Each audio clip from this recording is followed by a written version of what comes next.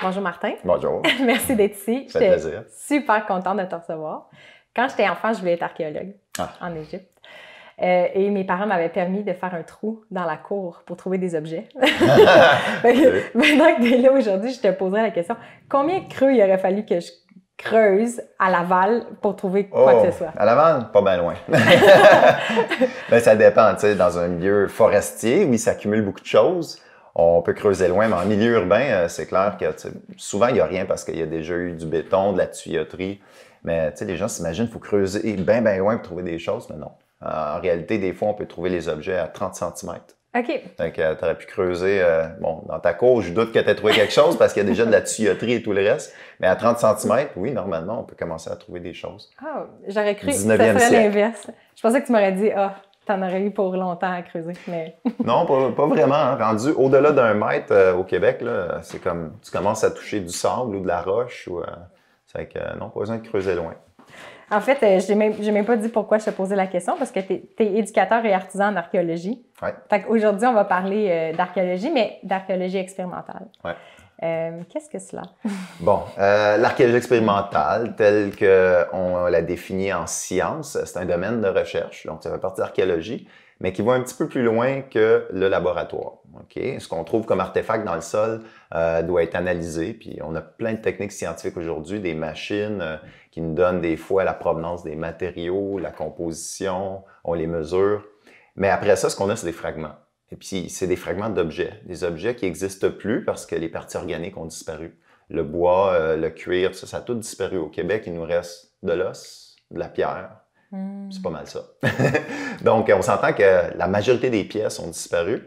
Et pour aller plus loin, ben, c'est peut-être d'essayer de comprendre l'objet comme outil, comme technologie, parce que ce sont des outils. Donc, expérimental, si on n'a pas toutes les pièces, ben, il va falloir tester, il va falloir essayer de reproduire d'abord les pièces qu'on a et ensuite voir comment ils pouvaient être assemblés pour servir à quelque chose. Des fois, on sait ce que c'est, des fois, on ne sait pas à quoi ça sert. Donc, c'est vraiment un côté artisanal qui se développe au Québec. Là. Ça existe depuis longtemps, puis dans certains pays, en Irlande, en France, en Angleterre, c'est très, très, très poussé. Mais ça, c'est un autre monde. L'archéologie expérimentale là-bas? Ouais. Ah oui. L'archéologie européenne, c'est un autre monde. Ici, en Amérique du Nord, l'archéologie expérimentale est en train de se développer. Donc, c'est valable en science d'essayer de reproduire les choses pour les comprendre, mais d'un point de vue technologique ou artisanal. Moi, ce que je fais comme archéologie expérimentale, c'est en dehors du milieu académique. Donc, je prends pas 1 million de mesures disons, en laboratoire. Là, tout est contrôlé, tout est pesé. À chaque étape, tout est mesuré. Ça, j'en fais en collaboration avec les universités. Mais moi, mon objectif, c'est l'éducation. Donc, j'essaye de comprendre comment les objets sont fabriqués, comment ils sont utilisés. Je les utilise, je les teste, je les reproduis pour ensuite pouvoir expliquer aux gens comment la vie fonctionnait à cette époque-là. Comment est-ce que les gens, sans métal, sans plastique, sans rien de tout ça, arrivaient à faire les mêmes choses que nous ou arrivaient à subvenir à tous leurs besoins avec strictement ce qu'il y a dans la nature. Parce tout le monde a cette idée de la préhistoire. Tu sais. La préhistoire, c'est les gens avaient faim, c'était difficile, les gens mouraient, c'était la misère. Ben non, on se rend compte que la préhistoire, c'était comme aujourd'hui. Les gens, ils mangeaient, les gens étaient confortables, ils étaient heureux, il y avait des familles. Ils socialisaient, il y avait des problèmes semblables aux nôtres. Donc, la vie était pas pire, était pas mieux, mais elle était différente. Et puis, c'est cette différence-là qu'on comprend pas dans notre mode de vie d'aujourd'hui. Donc, moi, je les reproduis, ces objets-là, pour montrer, regardez, ça pouvait être sophistiqué. On était capable de faire ces choses-là, même sans avoir une usine. Donc, moi, c'est vraiment pour l'éducation, pour redonner au passé une vision un petit peu plus positive. C'est-à-dire, ce qu'on a aujourd'hui, là, c'est pas la solution au passé. On n'a pas réussi à sortir d'une misère pour arriver à un monde idéal. Il est toujours pas idéal, le monde. On a simplement changé les choses, puis on a créé des nouveaux problèmes. Donc, c'est une façon de revaloriser le passé. Et ici au Québec, et moi je travaille en Amérique du Nord, c'est aussi de redonner, comment je dirais, une valeur aux cultures autochtones. Tu sais, cultures qui ont été bafouées, assimilées, puis encore aujourd'hui, là, on les voit pas toujours d'un bon œil, là, ça dépend de qui. Donc, montrer que, regardez, ces gens-là, avant que les Européens arrivent, là, il y avait déjà des civilisations super avancées. Puis avancées, je parle pas de technologie avancée. La technologie, c'est juste une chose. Socialement, c'est des gens super organisés, et puis il y avait tout ce qu'il leur fallait, donc on n'est pas venu les sauver. en leur amenant du métal, des affaires de même. Il y avait déjà tout ce qu'il leur fallait, puis ça s'était développé pendant des millénaires. Donc, c'est de montrer, regardez, les peuples autochtones, c'est des peuples égaux à tous les autres. Oui, c'est ça. Technologiquement, socialement, c'est juste qu'on ne comprend pas exactement comment ils vivaient. Donc, on a tendance à voir ça comme quelque chose qui était moins bon, qui est dépassé. Qui était primitif. Mais c'est ça qui est particulier. La compagnie que tu as fondée s'appelle Technologie Autochtone. Ouais. Puis c'est pas des mots qu'on a l'habitude de voir ensemble. Parce que souvent, quand on dit le mot technologie de nos jours, on pense à quelque chose qui est électronique. On pense à la robotisation. Puis on a l'impression que plus c'est avancé technologiquement, mieux c'est. Puis moi, ce qui me fait plaisir, dans le fond, je suis ta page Facebook. Puis tu es très actif, puis tu publies souvent ce que tu fabriques, le processus, les objets. Puis moi, j'adore parce que ça m'apaise. On dirait que c'est un peu de... On revient à des matières naturelles, puis ça m'amène beaucoup de réflexion, puis de réaliser qu'il y avait le mot technologie, j'imagine, c'est pour désigner... C'est tout objet qu'un humain crée pour faciliter sa vie. Oui, c'est ça. Ça, je l'ai défini sur la première page de mon site web. J'ai fait exprès de choisir ce mot-là. T'sais, technologie autochtone, parce que technologie, exactement, ça fait référence à ce que nous, on appelle une technologie de l'électronique. Une technologie, là, si tu vas dans la forêt, tu prends des morceaux de bois, des pierres, tu les travailles, tu les modifies, tu fais pas ça aléatoirement. Il y a un concept, il y a un design, il y a une tradition, il y a un besoin, et puis c'est toutes des techniques artisanales. Il faut que tu comprennes tes matériaux. C'est comme un menuisier ou un forgeron, n'importe quel autre artisan. Donc, ce que tu conçois comme objet, c'est une technologie. Ça n'existe pas dans la nature, ça n'existe pas autrement que dans l'esprit humain et à travers les mains humaines. Donc, technologie autochtone, je fais référence à tout ce qui était utilisé, fabriqué et conçu avant l'introduction des technologies européennes. Et puis, c'est sophistiqué. Il y a des choses là, qu'on a de la difficulté à reproduire encore aujourd'hui. On a perdu ces talents-là. Il y a des choses qu'on comprend même pas. Puis il y en a d'autres qu'on comprend, puis on fait « wow ». On n'a rien aujourd'hui qui est capable d'accoter ça. Puis eux autres, ils y avaient pensé. Dans la simplicité aussi, des fois, des objets. Dans la simplicité, oui. Est-ce que, d'ailleurs, tu en as amené... oui, j'en ai amené quelques-uns. On va les regarder pour que les gens on pourrait commencer. On a parlé un peu de technologie moderne. Un exemple que j'aime, c'est ça. Ça, c'est peut-être un des meilleurs exemples de simplicité. Je te laisse deviner ce que c'est. Il faut faire attention où on met les doigts. OK. Pour ceux qui écoutent, c'est un bout de bois avec une bout d'os attaché puis une pierre au bout, je pense. Ça doit couper. Mais je ne sais pas ce que ça coupe. Je ne sais pas si c'est la spécialité de... Eh bien, ça coupe à peu près n'importe quoi. C'est un morceau de pierre, mais pas n'importe lequel. C'est du chert. Chert, là, les gens utilisent le mot silex. Il ne faut pas dire ça en face d'un géologue. Là. Du silex, il n'y en a pas en Amérique, okay? Géologiquement parlant. Mais on a des pierres qui ont les mêmes qualités. On leur donne des noms différents. Ça s'est formé différemment. Donc, le chert au Québec, c'est assez commun. C'est une pierre qu'on peut frapper et il y a des éclats, il y a des lames qui se détachent. Et quand je dis lame, le tranchant naturel de la plupart de ces pierres-là, ça dépasse ce qu'on fait avec l'acier actuellement. Ah oui? Ah oui. Si je parle d'obsidienne, qu'on n'a pas au Québec, l'obsidienne, il n'y a rien de connu actuellement qui tranche autant. Quand on casse un morceau d'obsidienne, ça casse à un niveau moléculaire. Wow. Donc, on s'en sert. Certains chirurgiens aujourd'hui s'en servent pour la chirurgie oculaire. Il n'y a aucun métal, aucun bistouri, il n'y a rien qui peut accoter ça.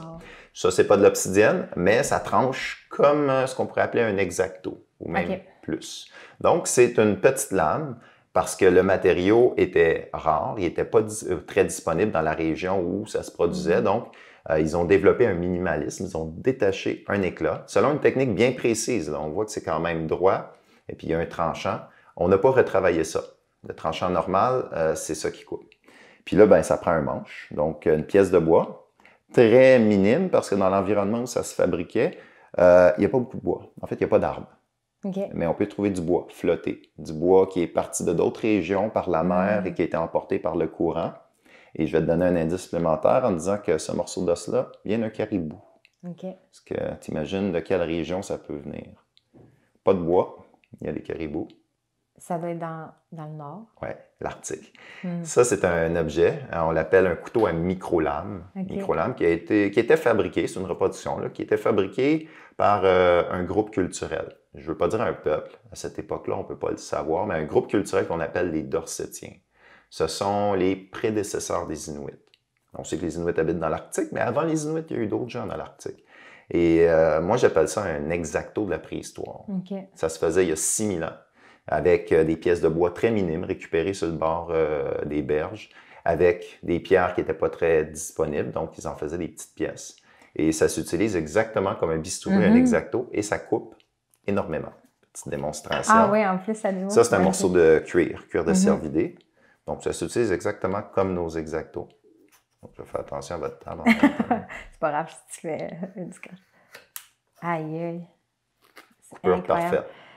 Puis l'attachement, c'est du tendon, je pense? C'est ça. Okay. Ça vient du caribou aussi. J'ai vu quelques-uns de tes publications. Est-ce que c'est toi qui as chassé le caribou? Non, il y a des chasseurs qui chassent encore aujourd'hui. Alors moi, je me fournis en matériaux auprès des gens qui ont encore accès à ça. Donc, le tendon, les os, c'est des caribous qui ont été chassés au Québec durant la saison de chasse. Ouais. Et aujourd'hui, malheureusement, on ne garde que la viande. Donc, toutes les autres matières qui sont de l'or pour moi, là, le tendon, les os, le panache souvent, la peau, en fait, tout l'animal, sauf la viande, aujourd'hui, c'est jeté. Alors qu'avant, c'est ça, l'animal, il n'y a rien qui était perdu. Non, là, tu tues un animal, un cervidé, là, ça veut dire cerf, orignal, caribou, c'était à la fois une quincaillerie et un supermarché. Tu avais ta nourriture, tu avais tes vêtements, tu avais tous tes outils dans cette bête-là. Donc voilà, c'est un outil très minimaliste dans un environnement qui a très, très peu de ressources, mais qui est extrêmement efficace. Et c'est pas facile à fabriquer, il faut que tout soit très, très bien ajusté. Je dis X-Acto parce que cette lame-là, un jour, elle ne coupera plus, elle ne peut pas être réaiguisée. Donc, ils vont la sortir, la jeter et en mettre une autre. En plus, c'est durable. Voilà. Puis c'est ça, puis c'est totalement biodégradable. On en retrouve très peu de ces objets-là. Oui, justement, tu as été capable de le reproduire parce que tu as trouvé, dans le fond... Les pièces d'os sont assez durables. Puis la pierre. Les microlames, on les connaît. On en trouve en bois aussi, parce que là, on parle de l'Arctique. Okay. Dans l'Arctique, c'est gelé. Il y a du bois qui peut se conserver de milliers d'années. Okay. Là, si on descend à Montréal, ça n'existe plus. Donc, on a quand même une conservation intéressante. Puis, c'est des outils qui ont été utilisés un petit peu plus tard dans l'histoire. Mais voilà, très simple, très minimaliste. Puis, les gens se débrouillaient avec ça. Donc, pas besoin d'un coffre à outils au complet. Avec ça, ils coupaient leur viande, ils préparaient les vêtements. Donc, cet objet-là, je l'aime parce qu'il y a une analogie directe à faire avec nos bistouris ou nos X-Acto. On n'a rien inventé, on a apporté le métal. Mais si je dois comparer le métal à cette lame-là, je préfère avoir cette lame-là. Puis, comment est-ce que, quand tu as besoin de reproduire un objet, justement, parce que dans le fond, ta profession, tu reproduis des objets pour apprendre. Est-ce que je dis objet ou artefact? Bien, c'est la même chose un petit peu. Un artefact, ça veut dire un objet fabriqué par un être humain. OK. OK. Tu t'en reproduis à des fins éducatives, puis aussi pour différents projets, comme des fois pour des musées ou des films. Oui. Fait que quand tu trouves un objet, tu te fais mandater d'en créer un. Comment toi, tu trouves les réponses pour recréer quelque chose comme ça? Bien, j'ai pas toutes les réponses. C'est beaucoup de l'interprétation. En archéologie, c'est comme ça. Mais moi, j'ai besoin de plus d'interprétation en imaginant que cet objet-là ici, la seule chose que je peux trouver archéologiquement, c'est la pointe en pierre. Fait que c'est une flèche. Tout le reste a disparu. Ça a l'air d'une flèche. Ça a l'air d'une flèche. Mais non. Non? Les flèches sont plus longues. Dans ce cas-là, c'est la forme. Tu vois, quand on taille la pierre, il faut l'apprendre ça aussi, on remarque que les formes ne sont pas aléatoires. Ça, c'est beaucoup plus étroit. Il y a une base dans ce cas-là. On l'appelle le modèle en T, qui est fait pour l'emmancher, pour le fixer. Mais c'est vraiment très étroit et droit. Alors qu'une flèche, c'est un peu plus triangulaire. C'est fait pour faire un trou puis une coupure. Donc, ça, on appelle ça un foret. OK. En bon québécois, une drill. OK. Et oui, les gens, ils drillaient. Il n'y avait pas les perceuses électriques. Là, je n'ai pas amené toutes les pièces. Ça peut fonctionner à main. Ça peut fonctionner avec un archet. Ça peut fonctionner avec un système de pompe. Il y a des milliers d'années, ça existait. Donc, c'est un foret. Mais nous, on trouve juste cette pièce-là. C'est la forme de l'objet qui nous dit ce qu'il y avait en arrière. Le tendon, ça s'est décomposé. La résine, ça c'est de la résine qui vient d'un arbre. C'est une recette. Puis vous avez trouvé des parties dessus, fait que vous savez qu'il y en avait, pas? Bien, souvent, il ne reste plus de résine sur l'objet. On a trouvé déjà en Amérique du Nord des objets qui ont encore des traces de résine. Donc, on sait que c'était utilisé.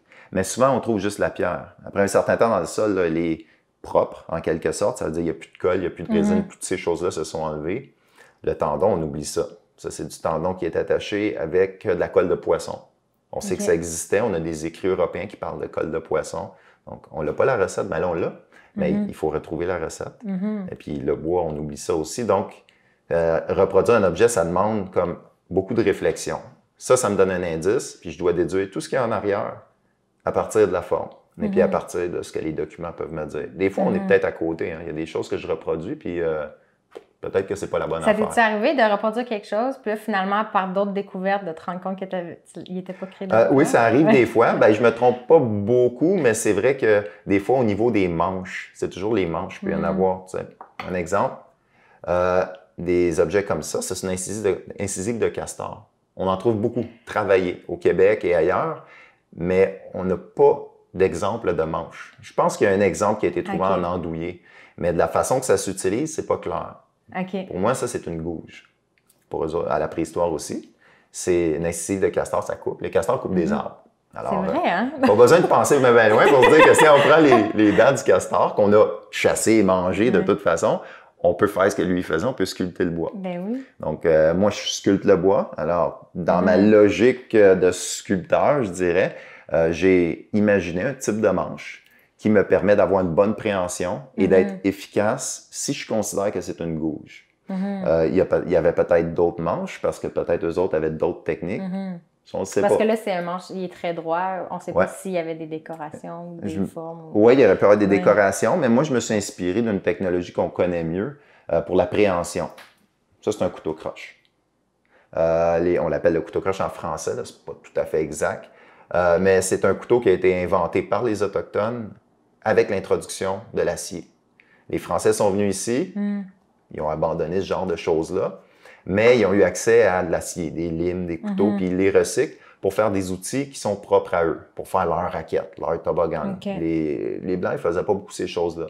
Donc, c'est un couteau qui a été inventé par l'introduction de l'acier et qui se tient, on l'appelle couteau croche. La lame n'est pas de chaud croche. Des fois, elle est droite, des fois, elle a un angle, ça dépend de ce qu'on fait avec. Mais la préhension est très autochtone. Donc, l'idée d'avoir un couteau qui peut tirer vers soi. L'Européen, en général, à l'exception de la plane, travaille vers l'extérieur. On se fait toujours dire « coupe jamais vers toi ». Coupe jamais vers toi. C'est vrai que si tu fais ça avec un rabot ou avec d'autres types de couteaux de tradition européenne, moi, j'aurais peur. Mais ça, c'est un couteau qui offre un contrôle exceptionnel. On travaille sur sa jambe, il y a le pouce qui donne une force puis un contrôle. Avec le poignet, on a tous les angles possibles. Donc, c'est extrêmement précis. Et si on travaille sur soi, le couteau, il n'arrive pas jusque-là. Il y a une mécanique, il y a une façon de l'utiliser. Et ça se tient comme ça. Ça, c'est une méthode typiquement autochtone. Quand j'ai voulu reproduire celui-là, je me suis dit, ben, si ça se tient comme ça, je vais faire quelque chose de semblable, où je peux utiliser la force de mon pouce. C'est sûr qu'entre les deux, il n'y a pas une évolution directe. Mais la méthode de travail, le fait de travailler vers soi, d'utiliser son pouce, ça, c'est très autochtone. Alors, c'est une petite gouge. Puis moi, je l'utilise comme ça. Et après l'avoir testé, je me rends compte que ça marche très bien de cette façon-là. J'ai un bon contrôle. Je suis sur une table, c'est moins idéal. Là. Mon outil est très efficace de cette façon-là. J'ai essayé d'autres façons, puis j'ai endommagé là-dedans. Il est arrivé toutes sortes de choses. Alors, en expérimentant... essai-erreur, ah oui, c'est complètement ça. Eux, c'est ça, les peuples autochtones ont dû le faire aussi. Là, Ah oui, ils ont essayé, ils en ont cassé, puis à un moment donné, ils ont comme compris une méthode de préhension, un type de manche qui était idéal pour utiliser ça. Puis il y avait probablement plusieurs façons différentes de l'utiliser aussi. Donc, moi, j'ai testé, à force de casser des dents, puis à un moment donné, je me suis dit, ça, c'est la façon idéale pour faire ce que je veux faire avec, ce que je présume. Si c'est une gouge, c'est ça que je veux faire. Donc, c'est ça la partie expérimentale. Parce que sinon, tu trouves là-dedans, on les trouve dans les sites archéologiques, il n'y a rien qui te dit comment c'était utilisé, ou même pourquoi. Donc, c'est des déductions qu'on fait. Mais c'est fascinant. Une de mes questions pour toi, c'était c'est quoi la valeur de l'expérimentation dans ta compréhension des peuples? Puis juste en me montrant 3 objets, on dirait que je revoyais l'histoire, toutes les explications nécessaires pour juste expliquer l'objet, d'où ça vient, comment il était utilisé. Puis on dirait que c'est une méthode d'apprentissage qui est vraiment stimulante. Ben oui. C'est pour ça qu'en éducation, ça marche très bien. Moi, c'est l'éducation qui m'attire beaucoup depuis le début. Je n'ai pas travaillé beaucoup dans le milieu académique. Moi, j'ai travaillé dans les musées, j'ai enseigné au cégep. Puis aujourd'hui, c'est une éducation plus alternative que je fais, semblable à celle des musées, avec des ateliers. C'est ça qui attire les gens. Les livres, c'est important. Moi, je m'en sers, les chercheurs s'en servent. Mais monsieur, madame, tout le monde, les familles, s'ils s'intéressent à un sujet, ils ne vont pas forcément aller chercher un livre, puis ça ne les aide pas, c'est de la lecture. Mais quand on leur donne des choses, on leur dit, regarde, essayez de faire ça. Le bricolage, là, ça marche pour tout le monde. Puis les gens peuvent Puis on toucher, apprend. hein? Parce que, tu sais, les musées, tu sais, on observe, mais il y a quelque chose de sacré un peu. Tu sais, quand tu mets quelque chose derrière une vitre, tandis que là... C'est assez fragile. Ben oui, exactement. Puis là, juste le fait de... Là, je tiens dans ma main une poupée, là, pour ceux qui nous écoutent, là, qui est faite, j'imagine, en feuille de maïs, non? Cosse de maïs. Okay. T'étais pas mal proche. La feuille et la cosse, c'est pas la même partie. OK. Ah oui, la cosse, c'est ce qui enveloppe. C'est l'enveloppe, exactement. Tandis que la feuille, c'est ce qui sort de la tige. Exactement. Tout le long. Ouais. Okay. Ils n'ont pas les mêmes propriétés. OK. Ah bon, c'est déjà ça, c'est intéressant. Fait que oui, quand... est-ce que tu sens que les gens qui viennent vers toi... Mon hypothèse, c'est que les bienfaits de faire des choses avec ses mains, ça nous aide, puis ça nous fait du bien comme on ne peut pas l'imaginer. Justement, on peut regarder des choses sur Internet. Ouais. On pourrait, tout ça, ce que tu m'as expliqué, j'aurais pu le voir sur Internet. Il y a plein de vidéos. Et puis, si tu ne l'as pas essayé, tu n'es toujours pas capable de le faire. C'est pas pareil, hein? C'est comme les livres, les vidéos. On a plein de technologies de transmission, mais tant que tu ne l'as pas fait, tu ne l'as pas compris, tu ne l'as pas expérimenté, le fait, comme tu dis, de le tenir dans sa main, ça donne une autre perception. Là, c'est beaucoup plus facile de connecter avec les gens qui avaient ces objets-là. Ne serait-ce que de sentir le poids, ça surprend. Quelqu'un prend ça, c'est comme, wow, ça pèse de l'air, ça pèse de rien. Ouais. Ça te donne toute une autre vision de la personne qui l'utilisait. Donc, toucher, c'est super important. Les musées l'ont compris, ça fait longtemps. C'est pour ça que ces reproductions-là, je les fais en grande majorité pour les musées, parce qu'il y a celle des vitrines, puis il y a celle qu'on veut faire toucher aux visiteurs, aux enfants.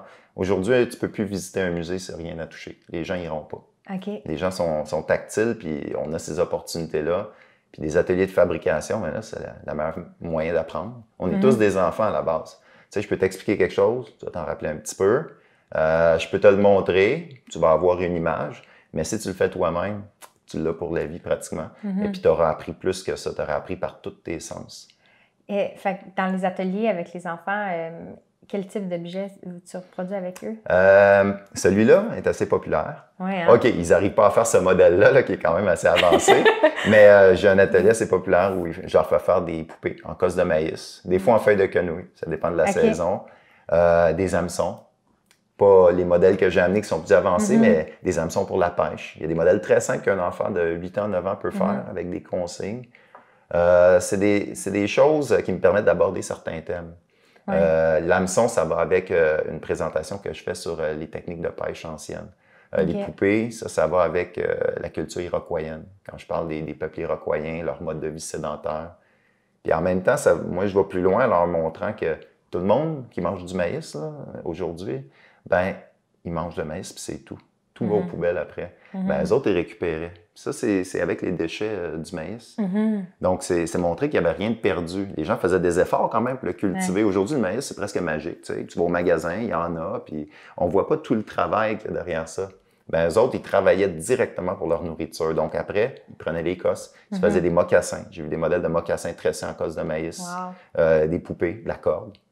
Comme ça, justement, comment vous en avez retrouvé Voilà le problème. Préhistoriquement, on n'en a pas d'exemple. Mais ethnographiquement, ça veut dire que les Autochtones qui ont vécu dans les 100 dernières années et qui vivent encore aujourd'hui, c'est une tradition qui est encore utilisée par les Mohawks, les Onondaga, donc autrement dit des groupes de langue iroquoienne. Quand je dis iroquoien, là, c'est un terme anthropologique, c'est pas un peuple. Ça veut dire des gens qui ont une racine linguistique commune. Algonquien, surtout des nomades, puis qui se comprennent. Puis iroquoiens, c'est surtout les sédentaires, qui se comprennent entre eux aussi. Est-ce que, quand tu parlais qu'il n'y avait rien qui était perdu, ma mère a grandi à Kamouraska sur une ferme. Puis ses parents faisaient tout de A à Z, là. Ils nourrissaient la famille, puis tu sais, le jardin, les animaux, les vêtements, elle tissait la laine, elle faisait les vêtements. Puis quand j'étais enfant, tu sais, j'ai grandi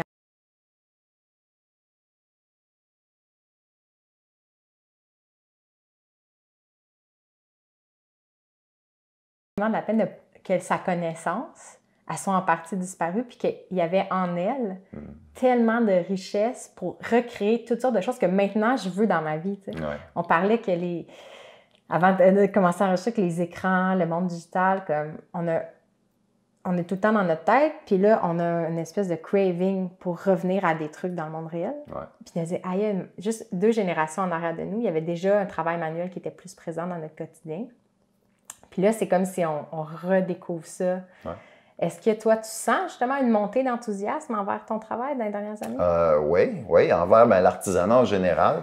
Et puis, moi, je touche principalement aux cultures autochtones. C'est vrai que même pour les Autochtones eux-mêmes, c'est intéressant. Une bonne partie des organismes, des gens qui me sollicitent pour reproduire ces choses-là, c'est les Autochtones eux-mêmes. Mm-hmm. Ce qui est un peu drôle à dire parce que, tu sais, c'est leur culture, c'est leur histoire, mais le temps a fait son effet. Il y a eu la colonisation, l'industrialisation. C'est qu'ils ont perdu ces savoirs-là. Mm-hmm. C'est quand il y a des gens qui arrivent à les retrouver, bien là, actuellement, en tout cas, ils sont très intéressés à récupérer ces choses-là. Mm-hmm. OK, personne ne va recommencer à vivre et à travailler avec ces outils-là, mais ne serait-ce que pour les montrer aux générations futures, ne serait-ce que pour se réapproprier une partie de leur identité.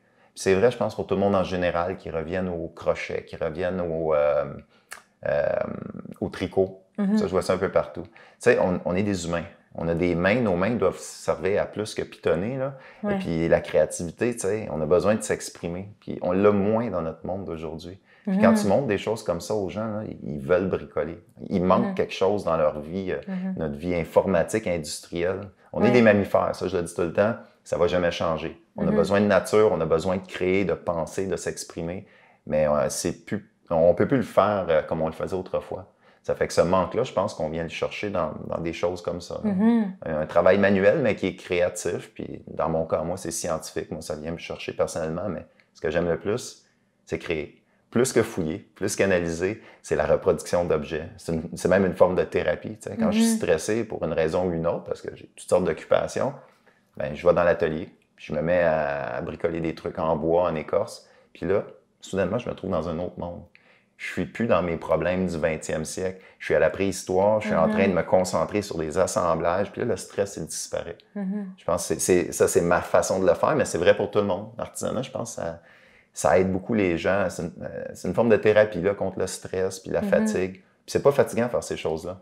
Ça demande certains efforts, mais il y a deux sortes de fatigue. Je dis qu'il y a la bonne fatigue et la mauvaise fatigue. Tu peux être très fatigué à rien faire, comme tu peux être tout à fait reposé à faire des choses. Ça, c'est fascinant. Hein? Il y a des choses très simples des fois qui nous drainent complètement. Puis on dirait que c'est un drain, c'est plus au niveau de l'âme. On se sent vidé, mais physiquement, notre corps a des réserves puis il est prêt à bouger, puis de se mettre à bouger par des petits gestes. On dirait que ça brise, nous, ce qu'on dit avec Mythe, c'est que ça brise l'inertie, ça crée du momentum, puis c'est encourageant de faire quelque chose avec ses mains, puis de voir le fruit de son travail. Je pense que c'est quelque chose aussi qui est particulier de notre époque, c'est je ne sais pas à partir de quelle époque, mais avec sûrement que l'industrialisation, que si tu es sur une chaîne de montage dans une grosse compagnie, tu ne vois plus le fruit de ton travail.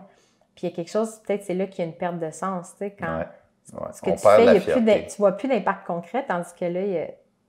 Mais ça, c'est une grosse conséquence de notre problème aujourd'hui, qui est la pollution. Tu achètes un objet, c'est pas toi qui l'as fait, tu sais même pas comment il est fait, il est passé par plein de mains, tu l'utilises, il est brisé, tu le jettes. Pourquoi? Il n'y a pas de valeur. Tu n'as aucune connexion personnelle à cet objet-là. Tu prends un objet, tu le fabriques toi-même. Là. Je veux dire, tu vas te couper, tu vas te transpirer, il va arriver toutes sortes d'affaires. Tu as un vécu, là. C'est comme créer un enfant, dans le fond. Là. Il va naître, cet objet-là, entre tes mains, il va se développer, tu vas l'utiliser, mais comme tu l'as fait, tu vas avoir plus tendance à le réparer puis à l'entretenir que le jeter. Tu sais, beaucoup de ces objets-là, c'est des objets que j'ai depuis des années. Là. C'est des prototypes que j'ai faits. J'en ai fait plein d'autres que j'ai vendus, mais ceux-là, je m'y attache. Parce que c'est peut-être le premier que j'ai fait, puis il a été plus difficile. Puis je pense que si les gens avaient cette connexion, là, on ne peut pas demander à tout le monde de produire tout ce qu'ils ont besoin aujourd'hui, mais c'est ça que l'artisan a, que l'industrie nous enlève. C'est la valeur personnelle de l'objet. Moi, mes objets, je leur fais attention. Parce que mes objets, je les ai faits, ils ont une histoire, je suis connecté. Celui que j'achète du magasin, je me sens moins mal de le jeter parce que j'ai zéro connexion. Il a été fait par je ne sais qui, dans je ne sais quel pays, et puis ils sont tous pareils de toute façon. Vous savez quoi? Il y a quelque chose, notre âme peut aller chercher quelque chose dans la fabrication des objets. C'est très satisfaisant, moi, je trouve, de dire « Hey, j'avais un bout de bois, puis là, j'ai une cuillère. » Extraordinaire. Puis j'ai fait ça avec mes mains, j'ai fait ça avec ma tête. On a besoin de ça. C'est intéressant aussi comment il y a des objets que c'est pour associer plus à la survie, mais il y a aussi des objets comme la poupée ou là, je pense que c'est un collier. Oui, voilà, j'ai amené des objets qui sont... Quand on disait la préhistoire, ils ne sont pas misérables, ben, je veux dire, il y a des objets décoratifs, ornementaux, symboliques. Ça, c'est une interprétation d'après des pièces qu'on trouve dans des sites iroquoiens qui travaillaient la poterie, la céramique. On va trouver toutes les petites billes. Oui, on trouve les perles, mais pas assemblées. Ça, c'est un assemblage que j'ai un peu imaginé. Beaucoup de perles d'argile. C'est un petit peu comme les cosses de maïs. Les Iroquois font de la poterie. pour la cuisson, c'est culinaire. Ils font des pipes pour fumer le tabac en argile. Mais après ça, ils tressent de l'argile. Si tu as déjà été chercher de l'argile, puis tu l'as dégraissé, nettoyé, travaillé, c'est vraiment beaucoup de travail. Puis là, il te reste une petite motte, tu peux pas faire grand-chose avec. Tu la jettes pas vulgairement. Tu fais d'autres choses. Alors, on peut imaginer facilement que ces petites perles-là, qui sont souvent faites assez rapidement, d'après ce qu'on voit, c'est une façon de récupérer leur petit restant d'argile et faire quelque chose de beau. C'est pas un outil, ça te sauvera pas la vie, ça se mange pas. Mais, tu sais, ils ont ce sens de « je veux faire quelque chose de beau, de le fun, je veux passer du bon temps parce que j'ai rien à faire cet après-midi. » C'est les mêmes besoins autrefois qu'aujourd'hui. Oui, puis il y a l'expression de soi. Est-ce que, selon les régions, il y a des perles différentes? Oui, ça varie, effectivement. Les matériaux varient. Ça, il y a des perles en os d'oiseau, puis il y en a en stéatite. Ça, c'est de l'os d'oiseau, ouais. Le tube? Oui, c'est des os de héron. Okay. Des oiseaux qui étaient chassés, donc ils utilisaient dans le fond tous les restants de ce qu'ils avaient. Des fois, ils allaient plus loin. Les petites perles, c'est de la stéatite, ce qu'on appelle de la pierre à savon. Okay. Dans les sites où on les retrouve, ces perles-là, souvent, dans certains sites, il n'y en a pas de stéatite à proximité. Ça vient des États-Unis, ça vient de l'Estrie, ça vient... Donc, les matériaux circulent. C'est des gens qui ont un goût, des belles choses ou des choses significatives au point d'aller faire du commerce avec des régions éloignées de 1000 km. Wow. Les gens se rencontrent durant l'été à des points, puis là, il y a des foires, il y a des marchés. On n'a pas inventé le supermarché. Là. Ces gens-là, ils se rencontraient par centaines, puis là, ils troquaient des matières essentielles, des matières exotiques. Donc, ça reflète beaucoup de choses. Ça montre une esthétique, ça montre que les gens prenaient le temps de faire des choses qui n'étaient pas de la survie. Là. Ils ne sont pas en train de mourir de faim tout le temps, en tout cas. Et puis, ils sont même prêts à y mettre quelque chose de plus, des matières importées. C'est vrai que... On ne peut pas en dire plus. Qu'est-ce que ça signifie, cette petite perle-là avec les lignes? Ça, on ne pourra jamais le savoir. Mais on ne sait pas si ça représente une famille ou des... Non, exactement. Puis c'est un peu aléatoire. Ça ressemble à des haricots, des citrouilles. On voit beaucoup des motifs qui ressemblent à ça, à des citrouilles, des haricots, parce que c'est ça qu'ils cultivaient, eux autres. Donc, ça, c'est de leur imaginaire. J'ai regardé un reportage sur la reproduction d'un pot en argile. En fait, c'est un plongeur qui vous a approché. C'est quoi son prénom? Jean-Louis Courteau, oui. Du ciel, c'est ça, son organisme. Je suis tombée en amour là, avec toute l'équipe, en fait. C'était fascinant. Donc, il voulait savoir si c'était possible de prendre l'argile qu'il a trouvée au fond du lac pour faire des objets. Fait que vous avez amené, il t'a invité, puis avec une céramiste, vous avez essayé de voir comment recréer un objet. Puis on voit toutes les étapes de la fabrication de céramique que moi, je ne connaissais pas. Que la plupart des gens ne connaissent pas. Non, c'est ça, de savoir qu'il faut la faire sécher, puis comment tu crées un feu pour la faire, pour la finale. Puis moi, je trouvais ça absolument fascinant. Mais encore une fois, de voir comme tout ce qu'on peut faire avec nos mains, avec des trucs simples, puis aussi comment, c'est là que j'ai allumé que non seulement tu dois créer l'objet, mais tu dois créer l'outil qui fait l'objet. Ah ben oui. Avec les pierres. Voilà. Les objets que tu vois là, c'est des objets finis. Je pourrais ajouter à peu près 3 fois plus d'objets à côté, qui sont strictement les outils de production de ces objets-là. Je vais en prendre un, par exemple, celui-là. Là, il est assez mystérieux. Il était connu il y a peut-être 75 ans. C'est du bois, mais moi, je ne suis pas un castor. Je ne peux pas tailler ça, donc ça prend des lames en pierre à la préhistoire, en métal. Ces pièces-là sont perforées. Ça me prend quelque chose pour faire des trous. Je ne peux pas faire ça avec mes doigts. C'est de l'écorce d'arbre? C'est proche. En fait, je pourrais te laisser deviner. Okay. C'est une matière comme l'écorce de maïs qui est récupérée d'un arbre. Un arbre qui est très utile dans le Nord, mais c'est une matière qui sert pas à énormément de choses. Elle est récupérée pour ce type d'objet-là, entre autres. Donc, c'est une pointe en bois avec une corde, puis des anneaux de différentes grandeurs. C'est pas de l'écorce. C'est pas de l'écorce. C'est pas du bois. C'est pas du bois? C'est entre les deux. Je sais. Tous les arbres en ont, mais cet arbre en particulier, il y a cette matière qu'on ne trouve pas sur d'autres arbres. Pas ça vient pas de cocotte ou de fruits ou de noix, non? C'est une drôle de matière. C'est comme du biscuit. C'est cassant, mais c'est solide en même temps. Ça ne se sculpte pas comme le bois, ça ne se déchire pas, mais ça s'effrite.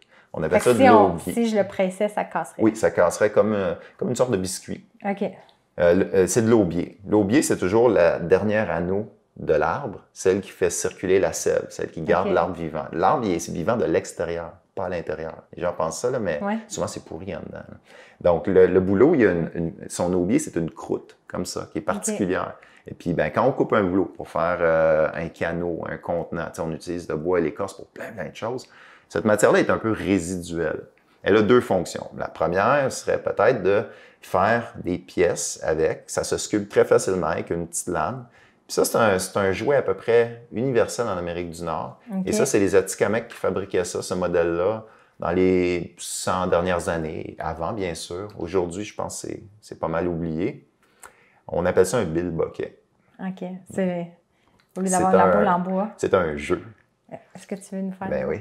Les gens n'ont pas de télévision, hein, mais imagine, l'hiver dans ton wigwam, tu as du temps à tuer. Donc, les anneaux et la baguette, ben, c'est fait pour aller ensemble. C'est un jeu d'adresse. Donc, l'idée, c'est de le balancer, puis d'essayer d'attraper un maximum d'anneaux. Dans ce cas-là, il y a d'autres modèles. Là, j'en ai 4. Puis, il y a un morceau de cuir au bout qui est souvent présent ou qui a été perforé. Ça, c'est probablement une retaille de cuir. Tu sais, ils ont fait leurs vêtements, puis encore. Ça, c'est des scraps. Ça, c'est une scrap. Ça, c'est une scrap. C'est entièrement fait de restants d'objets qui servaient plus à la vie quotidienne. Puis attraper ça, ça donne des points supplémentaires. Donc, c'est un jeu d'adresse fait avec des matières résiduelles qui allaient être gaspillées. Alors, ils les ont récupérées. C'est la logique des choses. Ils ne gaspillaient pas. Si tu tues un arbre, aujourd'hui, on coupe un arbre puis on ne se pose pas de questions. Mais là, il faut se remettre dans une autre philosophie où, pour eux, un arbre, c'est vivant. Un arbre, ça a un esprit, ça a une vie. Si tu le tues, tu viens d'y enlever sa vie. Donc, tu dois le respecter d'une certaine façon. Et la moindre des choses serait de l'utiliser, de ne pas le gaspiller. Donc, je pense que ça rentre dans cette veine-là, l'idée de récupérer les matières résiduelles. Pas juste parce qu'ils n'ont rien d'autre, mais simplement parce qu'il y a plein d'arbres. Il y a plein d'autres arbres. Comme faire ce qu'ils veulent, en fait. Ouais, mais c'est la nécessité d'utiliser ce que tu as et puis de profiter de cette ressource-là parce que tu as pris quelque chose. Alors, ça, c'est différent de nos notions d'aujourd'hui. On prend parce qu'on a l'impression que tout nous appartient et il n'y a que nous qui est intelligent et vivant. Alors que le monde entier est intelligent et vivant. Mais dans leur philosophie, tu dois le respecter, ça. Donc, c'est le genre d'objet qui n'est pas du tout essentiel à la survie, mais encore là, je dirais presque oui. C'est ça, hein? Si on est 5 dans une tente en hiver, là, si on ne veut pas s'égorger à un moment donné, il y a du divertissement qui est nécessaire. On dit souvent que les besoins vitaux, c'est boire, manger, respirer. Là, on parle de plus en plus de l'importance de la socialisation. Même, il y a des auteurs que je lis qui disaient que c'est un besoin, le premier besoin vital. Être humain est grégaire. Respirer, il faut. Mais le jeu, la beauté aussi, l'importance de s'entourer de choses qu'on aime et qu'on trouve belles, parce que sinon, on peut réellement devenir déprimé. Surtout qu'aujourd'hui, on n'est plus entouré de nature. Puis on est dans des environnements qu'on a recréés, puis des fois, on oublie de ramener de la nature. C'est ça qu'on essaie de faire ici. Juste mettre des plantes vertes, on dirait que ça nous apaise. Parce que nos environnements sont stériles, sont blancs, sont synthétiques, sont carrés. Nous, on n'est pas fait comme ça. On est des mammifères, il ne faut pas l'oublier. À long terme, on se sent mal dans un environnement comme ça. Pourquoi les gens vont au parc? Pourquoi les gens vont au camping? Pourquoi on a ces activités-là? Parce qu'on ne peut pas vivre sans ça. Ben, pas sans être malade dans notre esprit et dans notre corps. Est-ce que toi, tu travaillais beaucoup dehors avant, puis de tes mains, avant de te lancer en archéologie expérimentale? J'ai toujours eu un côté nature. J'ai fait beaucoup de camping quand j'étais jeune. Mes parents m'ont initié au camping, puis j'ai fait énormément de plein air, de la randonnée, du ski. Mais comme tout le monde, j'avais mon matériel de magasin, tout ça, puis j'allais en forêt, puis je voyais des arbres, la rivière. J'aimais ça, je trouvais ça beau. Mais quand j'ai commencé à faire ce travail-là, ça a complètement changé. J'utilise moins les skis. Je marche plus. C'est une autre approche, un contact différent avec la nature, puis je vois plus la forêt pareil. Et moi, j'aime ça me promener en forêt avec des gens ordinaires, des gens de la ville, surtout des gens de la ville, parce que eux autres, ils regardent la forêt, puis ils sont comme « Oh, wow, ça, c'est des belles fleurs. » Et puis, ah, regarde cet arbre-là, comment il est gros. Les gens voient des arbres, des fleurs, mais ils connaissent pas ces matières-là. On les utilise pas quotidiennement. Et puis, les gens, ils voient juste de la nature. Puis, on pourrait remplacer toutes les épinettes par des sapins, ça serait pareil pour eux. Pour moi, ça serait entièrement différent parce que c'est pas les mêmes animaux, c'est pas les mêmes interactions. Puis quand tu dois aller dans la nature pour chercher des matériaux, ces bois-là sont différents. Ça, c'est de l'érable, ça, c'est du bouleau, ça, c'est du carrier, ça, c'est de l'épinette. Il y a une raison. Ça, c'est du cèdre. Il y a une raison à ça. Tu peux pas prendre n'importe quel bois. Quand tu commences à tester, à aller chercher des matériaux, là, tu te rends compte, hey, mon outil a cassé, c'est quoi le problème avec le bois? Le problème n'est pas avec le bois, il est avec celui que tu as choisi. T'sais, on ne choisit pas les matériaux aléatoirement. Puis quand tu vas dans la nature, là, tu découvres, hey, cet arbre-là, il fait un bois résistant au choc. Celui-là, c'est un bois léger. Celui-là. Tu sais, dans le fond, chaque bois, chaque arbre a ses propriétés. Et puis là, tu vois plus la forêt pareil. Là, tu commences à voir ça comme quelque chose de très complexe, où chaque arbre est différent, même deux frênes qui poussent un à côté de l'autre. Si tu sais les regarder comme il faut, puis tu sais qu'est-ce qui se cache dans cet arbre-là, il y en a un des deux qui va faire un bon arc, l'autre non.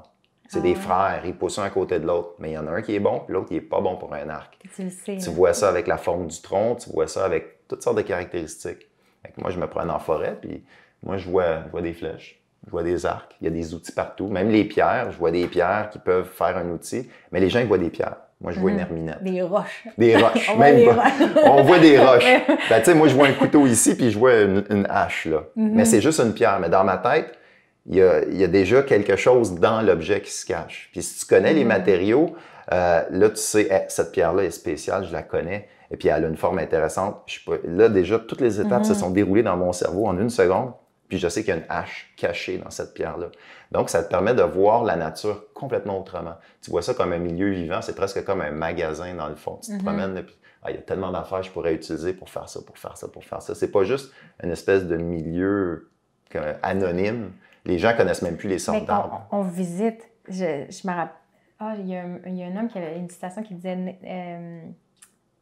Nature is not a place to visit, it is home. Puis ça a tellement changé ma perspective sur la nature de dire est-ce que c'est un endroit que je vais visiter une fois par année en camping pour faire un petit bain de nature, puis check, puis que tu visites, là, puis tu te promènes sur un sentier parce qu'il faut aussi respecter genre, les règles du central. Fait que là, tu te promènes comme un sentier, puis là, justement, là, t'es comme « Ah, ça c'est cute, ça c'est cute ». Puis où est-ce que c'est où est-ce qu'on habite la nature, où est-ce qu'on est en contact avec elle, puis qu'on est nu-pieds, où on met les mains dans la terre. Puis là, j'ai l'impression que toi, ce qui est intéressant, c'est que ça va encore plus loin, c'est que tu transformes la nature. C'est une interaction. Je ne fais plus juste me promener dans un sentier puis regarder des choses. J'interagis avec ces choses-là. Tu sais, ils vont me permettre de fabriquer des objets ou même de me nourrir. Il y a plein de choses qui se mangent en forêt que les gens ne connaissent pas. Tu sais, des fois, les gens me trouvent bizarre. Je me penche, je ramasse une affaire puis je la mange. Qu'est-ce que tu fais là? Mais ça se mange, ça. Puis je sais ce qu'il y a dedans. Tu sais, ça, c'est riche en fer, ça, c'est ci. Fait que c'est tout. Ça, c'est une connaissance qu'on a perdue dans notre monde industriel. Sur le plan technologique, c'est un savoir-faire. Tu sais, le forgeron, il y a des gestes. Il regarde son métal, par exemple, puis juste à la couleur du métal, le forgeron traditionnel, il sait quelle température il a atteint. Puis là, il sait qu'est-ce qu'il peut faire avec son métal, qu'est-ce qu'il peut pas faire. Mais ça, il n'y a pas un livre qui va te le montrer. Tu sais, il faut que tu le fasses, tu expérimentes. La forêt, c'est pareil. Tu sais, tu regardes un arbre pousser, puis juste d'après sa forme ou juste d'après l'écorce, le pattern dans l'écorce, je suis capable de dire, lui, il a un grain tordu. Je ne pourrais pas faire un arc avec, je ne vais pas le couper. Je vais le laisser là, il va peut-être faire d'autres choses.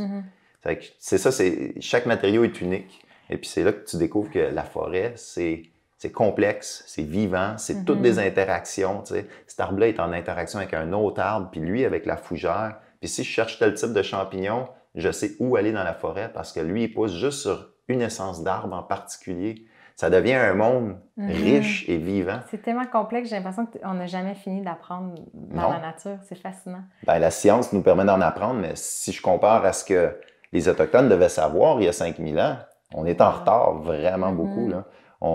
Parce que nous, on voit la nature d'une autre façon. On voit ça comme quelque chose qui est en travers de notre chemin. On voit ça comme une ressource à exploiter.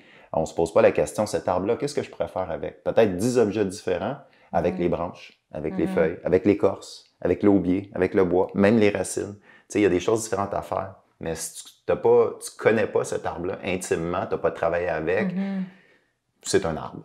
Puis il y a beaucoup de, comme autant que dans l'animal, il y a beaucoup de choses qui sont considérées comme du déchet. Tandis qu'avant, il n'y avait pas une notion comme ça. Ben, aujourd'hui, on coupe un arbre, on le met dans une machine pour faire des planches, du papier.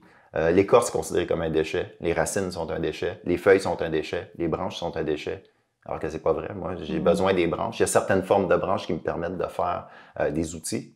Une herminette, j'en ai pas amené. C'est un outil qui a un angle droit comme ça, qui permet de sculpter le bois. C'est très ancien.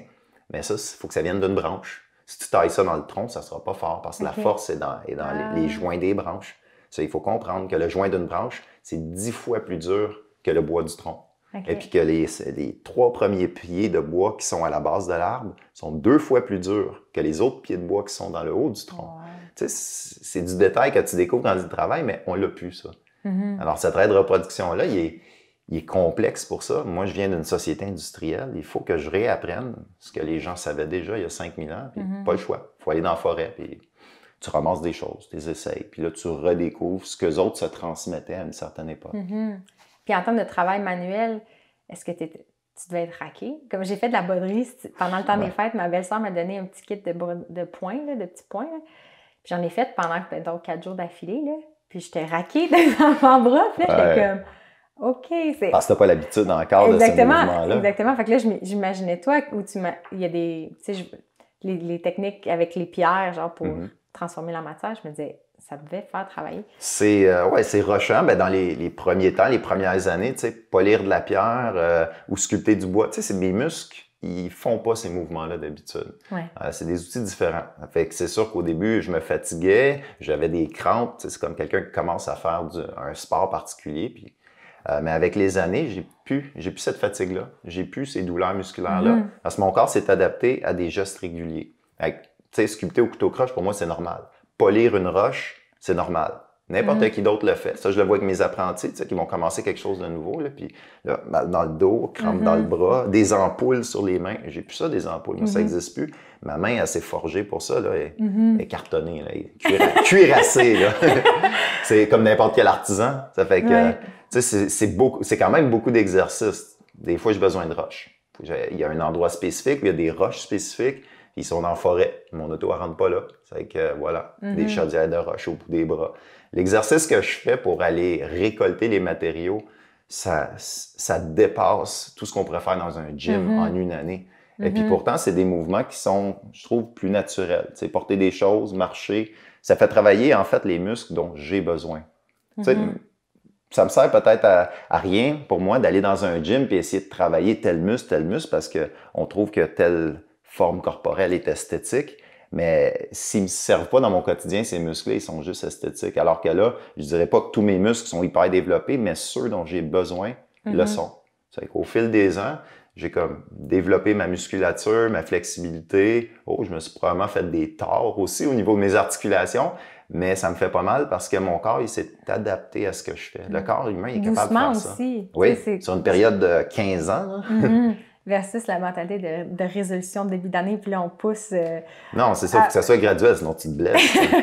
Fait que là, tranquillement, tu t'es renforcé. Puis ça me fascine, le travail avec les pierres. Je sais pas si tu peux nous expliquer différentes techniques, puisque différentes pierres font, là, juste... on pourrait dire que à la préhistoire, il y a deux façons de travailler les pierres. Il y a la pierre taillée, qui est comme ces deux exemples-là.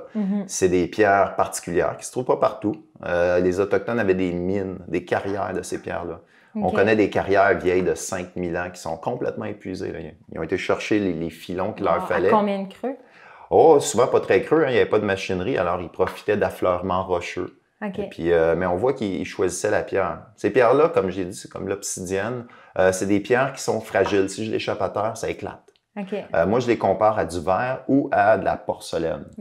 Ça résiste pas au choc, mais la cassure est conchoïdale. Peu importe le morceau que tu casses, c'est un tranchant impeccable. Puis là, c'est une question de contrôle après. Contrôler les cassures avec des outils particuliers pour aller obtenir les formes, les tranchants, les angles, les pointes. Donc ça, c'est ce qu'on appelle la taille de pierre. Ça remonte à Homo habilis. Là. Même avant Homo sapiens, notre espèce, c'est une technique qui était développée par les ancêtres des humains. Donc ça va te faire les choses tranchantes, mais fragiles. Ensuite, tu as d'autres pierres. Tu as des pierres qui se polissent. Donc, pierre taillée et pierre polie. Dans la pierre polie, tu as deux catégories. Ça, c'est une pierre qu'on utilise un peu pour différents usages aujourd'hui, qu'on appelle l'ardoise. C'est une pierre sédimentaire. Elle se forme en falaise, en feuillet.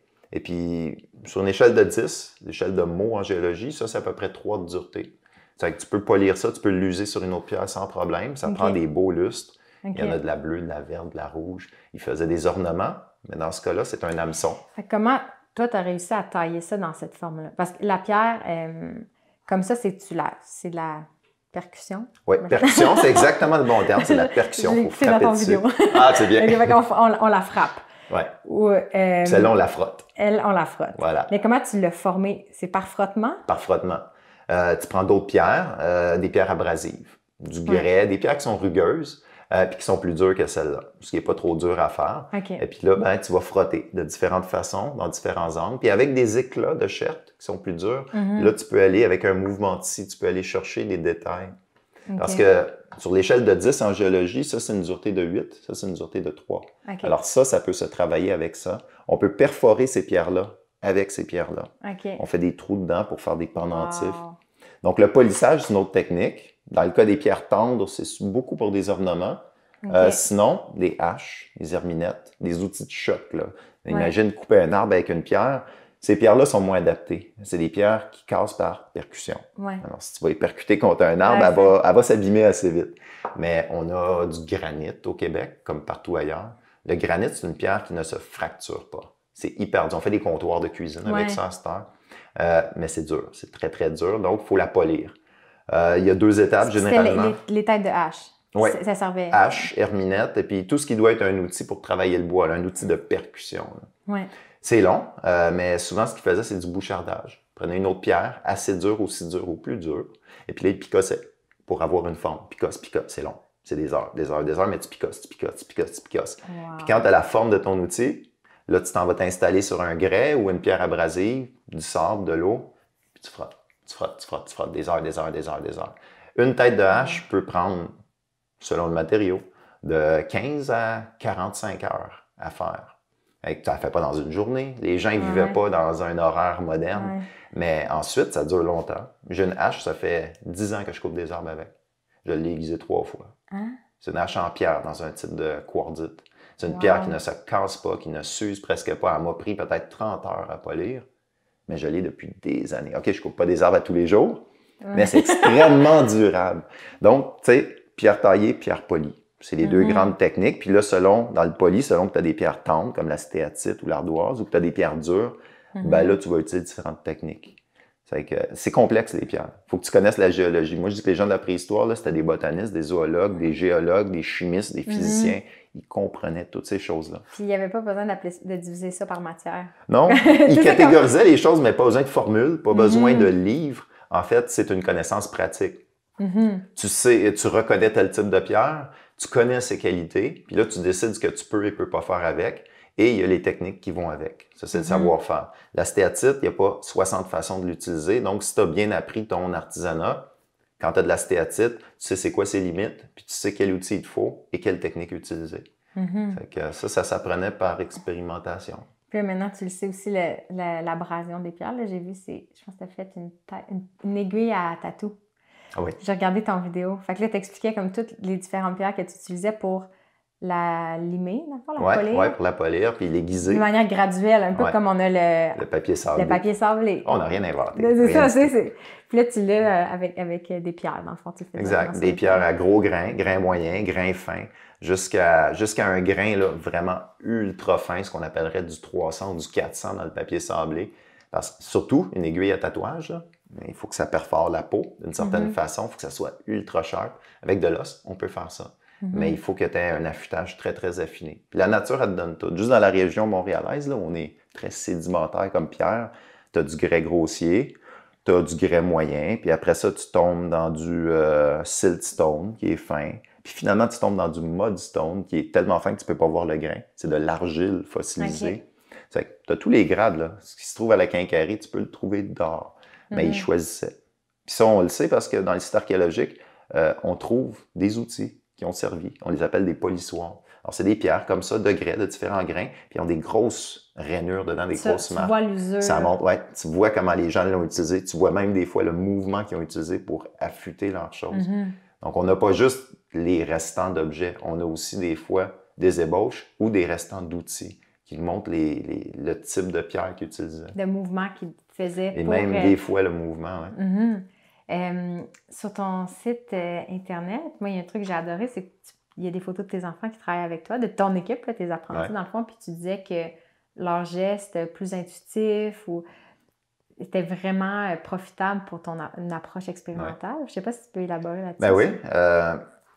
Malheureusement, quand on grandit dans notre monde actuel, tout au moins, quand on devient un adulte, on nous apprend à être posé, à être raisonnable, à être logique, à être ci et ça et ça. Et puis, on perd quelque chose, je pense. On perd notre créativité d'enfant. Pas qu'on n'est plus créatif, mais tu sais, le regard d'un enfant est complètement différent. Les enfants, eux autres, ils voient la simplicité. Nous, on voit tout compliqué. On s'imagine que tout est compliqué. Puis des fois, la réponse, c'est dans quelque chose de très simple. Ça, à la préhistoire, ça marche bien. Puis des fois, j'ai des problèmes. Tu sais, je pense à un objet, comment assembler 2 pièces. Il faut que ça bouge, mais il faut que ça bouge pas trop. Puis je trouve pas la solution parce que je pense compliqué. Là. Moi, je tombe dans la colle, le tendon, comment mettre 2, 3 affaires ensemble. Puis un enfant, lui, il va juste prendre l'objet, puis il va dire, ben pourquoi tu l'attaches pas comme ça? Puis là, tu regardes ça, tu te dis, eh boy, c'est vrai. OK, je pense que je vais essayer ça. C'était tellement simple que je suis complètement passé à côté. Tu sais, la réponse était là. Puis moi, dans mon esprit d'adulte, j'ai contourné la simplicité, puis je suis allé dans un éventail de possibilités. Puis j'ai pas compris à cause de ça. Avec les enfants, ils ont un regard qui est vraiment... Puis je fais des ateliers avec les classes, avec les familles, puis les enfants m'apportent toujours quelque chose. OK, c'est pas toujours des solutions à des problèmes, mais ils me donnent une autre façon de voir les choses, une façon qui est simpliste, celle d'un enfant qui ramasse une roche, comme mes enfants le font, puis ils cognent dessus, puis ils découvrent des choses. C'est qu'il y a... Peut-être que chaque laboratoire aurait intérêt à avoir peut-être un enfant. Et puis quand t'es coincé, là, tu fais venir le petit jeune, là, 8-9 ans, tu lui donnes tes affaires, puis il dit, bon, qu'est-ce que tu ferais avec ça? Puis des fois, il y a des solutions qui sortent. Parce que la simplicité est là, puis eux autres, c'est un monde de possibilités. Leur créativité n'est pas bornée. La nôtre est déjà bornée par nos normes, nos valeurs, nos croyances. Ils n'ont pas tout ça, eux autres. Eux autres, ils voient la chose, tout simplement. Puis là, leur créativité, c'est sky's the limit. Là. Eux autres, ils se disent pas, ah ouais, mais tu sais, chez nous, on fait pas comme ça. Non, non. Eux autres, c'est n'importe quoi. Ça marche, ça marche. Ils laissent aller leur esprit. Est-ce que... Fait que dans le fond, ils ont grandi, tu étais déjà archéologue. Oui. Fait qu'ils t'ont vu faire. Oui, bien, depuis qu'ils sont tout petits. Là, moi, mon but, c'est la transmission. Les autres, ça a été les premiers. Ils étaient avec moi quotidiennement. Donc, je travaillais dans l'atelier, puis eux autres, ils venaient me voir, puis je leur faisais essayer des trucs. Souvent, mes prototypes, c'est des plus petites versions. Question de sauver mes matériaux. C'est pour eux autres que je les faisais. C'est que j'ai testé toutes sortes de modèles d'arc, mais demi-mesure. Moi, je peux pas tirer avec. C'est que c'est eux autres qui tiraient avec. C'est que je leur ai fait essayer plein d'affaires. Des activités, c'est pareil. Je veux faire des activités avec des jeunes de primaire. T'sais. Moi, je suis pas un jeune de primaire. Ça va être plus facile pour moi, peut-être. C'est que je leur remettais à eux autres. Je leur disais, essayez de faire ça. Je vais vous donner quelques consignes. Puis là, ça me permettait de m'orienter pour comment j'allais faire mes ateliers. C'est que, oui, ils ont appris. Pour eux autres, ça fait... Je dirais pas que ça fait partie de leur quotidien. T'sais. Mon plus vieux, là, il y a 13 ans. Là. Ça fait qu'il était avec son téléphone cellulaire et ses amis. Puis, ces choses-là, ça le touche moins. Mais quand il était à 7, 8, 9 ans, l'âge que j'aime le mieux, ça l'intéressait puis il voulait bricoler. Puis mon plus jeune encore, il est toujours dans l'atelier en train de bricoler des trucs juste pour le fun. Et puis ils ont appris comme ça sans le vouloir. Plus tard dans la vie, ça va leur revenir peut-être. Ils se souviendront pas de tout. Mais c'est comme stocké là-dedans. Quand t'es enfant, t'emmagasines des choses, puis même si à 13 ans, l'ado, il s'en fiche de tout ça, il est trop tard, c'est dans sa tête. Un jour, ça va revenir, ça va lui servir. Puis il va être cool en maudit. Oui, ben c'est ça. En ce moment, être cool, c'est pas faire ces affaires-là quand t'as 13 ans. Mais quand il y aura, je sais pas, 25 ans, là, peut-être qu'il va y repenser, puis il va dire hey, « c'est donc bien cool ce qu'on faisait ». Puis ça fait que je leur ai donné une éducation qui est celle du monde moderne, mais qui est aussi celle-là. Ils sont comme dans deux mondes. Ils sont dans le monde préhistorique et dans le monde moderne en même temps. Mais leur relation à la nature doit être différente. J'ai l'impression qu'ils ont un regard plus, pas nuancé, plus fin. Oui. Ah oui, on se promène dans la forêt, c'est comme moi. Là. Je veux dire, ils peuvent pas s'empêcher de ramasser des bâtons puis des roches. Puis des fois, ils savent ce que c'est parce que je leur ai montré, ils me voient ramasser des trucs. Puis mon plus jeune, il me surprend. Des fois, c'est fou comment il enregistre les choses. Tu leur as rien dit. Tu leur as même pas expliqué la chose, mais il t'a observé pendant des mois, pendant des années. Puis un jour, il voit une roche particulière, il la ramasse, puis il dit « Hey, je veux faire un couteau avec ça. » Puis tu réalises que c'est la bonne roche. Wow. Il savait que c'était cette roche-là. J'ai jamais dit, mais tu sais, il a tout enregistré. Fait qu'eux autres aussi, ils sont des ramasseurs dans la forêt, puis ils bricolent des trucs. Là, c'est mon plus jeune, là, qui est à l'âge de 10 ans, il est encore dans cet âge-là d'expérimentation. Là. C'est que, ouais, leur vision est certainement pas la même que celle de leurs amis qui ont grandi en ville, qui ont grandi avec les jeux vidéo. Les miens aussi ont des jeux vidéo, mais je veux dire, ils ont cette autre perspective. Ils verront pas la forêt comme leurs voisins et leurs amis, ça c'est sûr. C'est fun de dire que plus tard, juste de manière pratique, s'ils sont dans le bois, là, ça amène tellement de débrouillardise. Moi, je pense que ouais, s'il y avait une gang d'enfants perdus dans la forêt, là, ce serait probablement les miens qui prendraient la tête assez vite. Parce que les autres, ils ont déjà une idée. Tu sais, pour eux autres, la forêt, c'est pas un endroit hostile. C'est pas un endroit où tu vas juste te promener puis tu retournes dans le confort de ta maison. Tu sais, c'est un endroit qui reconnaît qu'il y a du potentiel. Il y a de la bouffe ici, il y a des outils ici, il y a quelque chose à faire ici. Je suis peut-être pas là que je veux être, mais si je suis pogné là, sais, je peux m'en servir. Pas juste rester à attendre qu'on vienne me sauver. Ouais. Fait que, ce serait probablement mon cas. Ben, si tu connais pas la forêt, c'est tout ce que tu peux Exactement. faire, tu sais. Il y a un dernier objet qui est sur la table. Dans le fond, tu as apporté des petits objets aujourd'hui parce que tu en as des plus grands, comme le plus grand, ça serait l'arc? Un arc, c'est assez grand, 6 pieds, mais quand on tombe dans les harpons pour la pêche, tu sais, j'en ai de 8 pieds, ça peut être immense. Donc, j'ai pas amené des trucs qui avaient des perches. Donc, c'est pas beaucoup des instruments de chasse, mais c'est des petits instruments qui sont associés à la chasse, comme ça, préparer les pots. Celui-là aussi, c'est un instrument de chasse. J'aime ça l'appeler de même, c'est pas tout à fait ça, mais il est utilisé généralement pour les déplacements des chasseurs. Et celui-là est d'origine inuit. C'est une visière. Ben, je sais pas comment on appelle ça. Moi, visière, on les appelle des lunettes de neige. Des lunettes de neige. En français, tu sais. Les Inuits ont leur propre terme, que j'ai oublié. Je parle pas inuktitut, mais ils ont leur propre mot pour ça. Et puis, durant les déplacements dans l'Arctique, pas d'arbres, hein, juste de la neige, du soleil, mais ils avaient besoin de protéger leurs yeux. Je les aime parce qu'on a inventé les lunettes de soleil. Là, les gens ont leurs lunettes polarisées, 250 $ et tout. Puis, à force d'essayer des lunettes, moi, j'ai réalisé que ça, c'est encore le meilleur. Il n'y a aucune lunette sur le marché, peu importe le prix. Est-ce que tu les portes? Parce que c'est les... Ben oui, je les porte l'hiver. Et ceux-là sont faits pour mon visage. Donc, chaque artisan les faisait pour la forme de son visage, c'est l'idéal. Et puis, finalement, c'est 2 fentes. Ça empêche le soleil d'abord du haut. Ça l'empêche surtout de réfléchir. Ouais. Parce que si tu de la neige ensoleillée, si tu regardes ça pendant plusieurs heures, tu deviens aveugle temporairement. On appelle ça la cécité des neiges. Tu te promènes dans un champ glacé, là, puis c'est juste les rayons du soleil sur la neige qui rentrent dans tes yeux. Au bout de quelques heures, au bout d'une journée, tu es aveugle pour 2 ou 3 jours. Tu vois noir, tu vois plus rien. C'est temporaire, mais c'est fréquent. Ça t'est arrivé, non? Non, moi, ça m'est pas arrivé parce que je me suis pas rendu là. Puis je suis beaucoup dans la forêt. Ça, dans la forêt, c'est moins efficace. Donc, terrain ouvert, champ de vision réduit. Le sol, de toute façon. C'est ça. Puis, quand j'étais dans la forêt avec ça, je me suis souvent accroché parce que ça réduit ton champ de vision à un horizon. Dans l'Arctique, c'est ça. Mais là, dans la forêt, il y a des branches ici, il y a des trous là. C'est que je m'enfargeais, je m'accrochais. C'est que j'ai compris que c'était parfaitement adapté à l'Arctique. Mais ça a un avantage que personne ne soupçonne. Normalement, je porte des lunettes, moi. Je suis légèrement myope. Je les porte pour l'extérieur, je suis pas très myope, à partir d'au-delà de 3 mètres. C'est clair, je peux pas mettre des lunettes avec ça, mais j'en ai pas besoin. Le fait est que quand tu portes ça, ça réduit ton champ de vision et ça améliore la myopie. Wow. Si tu es légèrement myope. Donc, je vois parfaitement clair avec ça, comme si je portais mes lunettes. Ça, tu l'as découvert ou... Ben, je l'ai lu. Okay. Je l'ai lu et puis je l'ai vécu en les portant. Fait qu'effectivement, ça laisse... C'est comme quand tu n'as pas tes lunettes ou tu as de la misère à voir, les gens, ils ferment les yeux comme ça. Mais c'est un réflexe naturel parce qu'en limitant le champ de vision, tu améliores un peu le focus. Ça fait que c'est la même chose avec ça. Donc, grâce à ces lunettes-là, je perds ma myopie, qui est très légère. Ça me permet aussi de me protéger du soleil, c'est ce que c'est supposé faire, mais il y a un avantage. L'avantage, c'est que je suis pas obligé de nettoyer mes lunettes tout le temps. C'est ça le problème des lunettes actuelles. Ça vient en buée, tu respires dedans ou peu importe, ou tu changes de température puis fog total. Ben ça, c'est du bois. C'est pas froid contre le visage. C'est du cèdre en plus. Donc, ça ne gèle jamais la face. Léger. Ça glace pas. La neige et la glace ne collent pas à ça. Et puis, ça peut pas s'embuer. Fait que de mon point de vue, c'est encore supérieur à tout ce que les industries peuvent produire aujourd'hui. La différence, c'est qu'il faut que tu le sculptes à la main. Alors, dans le monde dans lequel on vit, on veut en faire 10 000 exemplaires, 1 million d'exemplaires pour vendre sur le grand marché. Ça oblige l'industrie. Donc, ça ne veut pas dire que l'industrie fait mieux que le traditionnel. Souvent, elle fait pire. Mais tout ce qu'on recherchait, c'est de faire une production de masse et des choses qui ne coûtaient pas trop cher, dans des matériaux plastiques et autres.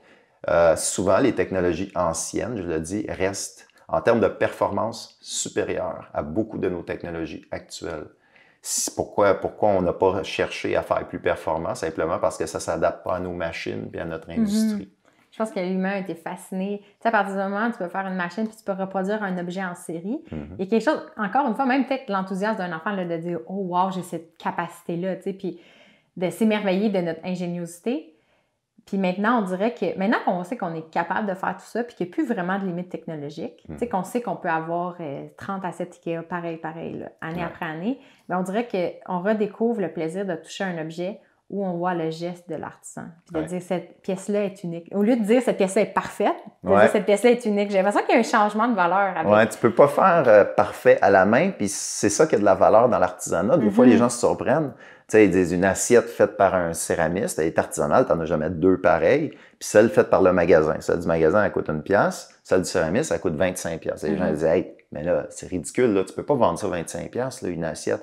Ouais, mais c'est parce que celle-là est complètement unique. Puis les traces qui sont dedans, c'est une partie de l'artisan. C'est peut-être les erreurs qu'il a faites, c'est son petit mouvement ou c'est sa petite touche personnelle. C'est toutes sortes de choses qui font que cet objet-là a plus de valeur. La valeur qu'on accorde aujourd'hui aux choses, c'est à l'unicité. Un objet qui existe en un exemplaire, comme un timbre ou une pièce de monnaie qui a une petite erreur, elle va valoir une vraie fortune parce qu'il n'y en a pas d'autres, puis il n'y en aura probablement pas d'autres. Donc, les objets artisanaux demandent plus de travail et on retrouve dedans une partie de l'artisan. Ça, c'est les lunettes de neige que je fais, basées sur des modèles que j'ai documentés, qu'on trouve dans les musées. Mais un autre artisan, je pourrais lui donner le même modèle, puis elle ne serait pas pareille. Il aurait fait un détail différent, il aurait donné un coup de couteau différent à certains endroits, il aurait peut-être changé les proportions. Même si j'utilise des gabarits, par exemple, quand je dois produire beaucoup d'objets, mais au final, là, ils sont quand même tous différents. Parce que c'est mes mains qui travaillent. C'est pas une machine parfaite qui répète. Si t'es fatigué, le trait sera pas pareil. Ouais, la dernière que j'ai faite n'est pas pareille que la première. Et puis, ça dépend d'une personne à l'autre. J'ai des apprentis, puis là, je m'en rends compte. T'sais. Moi, je le fais d'une certaine façon, je leur montre ma façon. Mais c'est pas long qu'eux autres, ils développent leur propre façon. Parce que moi, j'ai les doigts d'une certaine façon, puis l'autre personne, peut-être, elle a mal dans ce doigt-là, elle va tenir la pièce différemment. Au final, ça se ressemble, c'est le même outil, mais moi, je le sais que c'est pas le mien. Je le regarde, je dis, c'est pas moi qui l'ai fait. Ça se voit parce que je le fais pas comme ça. C'est beau de dire, on dirait qu'il y a une partie de moi qui cherche la réponse, de dire, c'était quoi cet outil-là, il était comment, puis comment il a été fait. Puis finalement, la réponse n'est pas claire parce que selon chaque humain qui l'aurait, tu sais, de maître en apprenti. Ah oui, ça change. Puis la personnalité de chacun, puis le style de chacun. Fait que finalement, c'est aussi d'assumer, toi, ton propre style, puis ta propre façon de travailler, puis de dire, c'est une réponse parmi tant d'autres. Puis ça nous aide à... C'est comme des indices de plus pour comprendre, mais c'est pas d'essayer de couler dans le béton, puis trouver une vérité absolue. Non, il n'y en a pas une. Ce qu'il faut accepter, c'est ça. Puis ça, on le voit des fois dans des prototypes qu'on retrouve dans les sites archéologiques, c'est-à-dire des pièces, des ébauches qui n'ont pas été terminées. Pour faire un hameçon en os, là, c'est pas tout à fait celui-là. Ce serait un hameçon qui serait tout en os.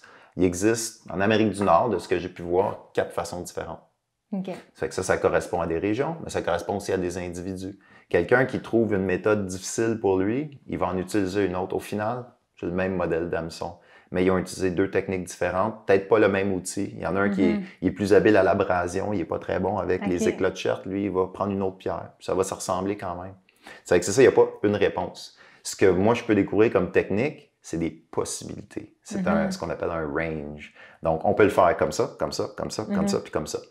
À telle époque, à tel endroit, qu'est-ce qu'ils ont utilisé? Une de ceux-là. Il n'y a jamais une façon de faire les choses. Est-ce que l'archéologie traditionnelle est confortable avec Ben oui, je dirais, parce que pas le choix, même l'archéologie traditionnelle est dans l'interprétation. Tu sais, si tu pars d'un fragment, imagine, tu n'as pas la corde, tu n'as pas la pointe, tu as juste la pièce en pierre, ou pire encore, tu as juste la pointe en os. Ben pareillement, là, il faut essayer d'aller plus loin pour imaginer. Donc, je dirais que mes interprétations à moi sont pas vraiment plus nébuleuses que serait celle d'un archéologue qui a juste une partie de l'artefact. Puis, je pense que ça s'incorpore mieux aujourd'hui à l'archéologie expérimentale qu'à une certaine époque. À une certaine époque, on en restait, je pense, beaucoup plus aux artefacts sans vouloir comme élaborer un peu trop en disant on va se tromper parce qu'on n'a aucune idée. Si on n'a pas de documentation, on ne touche pas à ça. Alors, moi, ça me dérange pas d'aller plus loin puis de me tromper. Puis les archéologues actuels, je pense, sont très, très favorables à ça. Là. Comme j'ai dit, ça se développe, l'archéologie expérimentale. Parce que tu disais qu'à une époque, ça a été un peu arrêté parce qu'il y avait une valorisation plus des statistiques. Beaucoup de la statistique, le calcul. On en fait encore de la statistique et du calcul puis tout ça. Mais tu sais, il y a une valeur humaine que la statistique laisse toute de côté. C'est des courants de pensée. À une certaine époque, on s'intéressait beaucoup à l'adaptation à l'environnement, à l'alimentation. Des choses qui sont très concrètes, plus faciles à analyser que des objets qui leur manquent toutes les pièces ou des objets symboliques.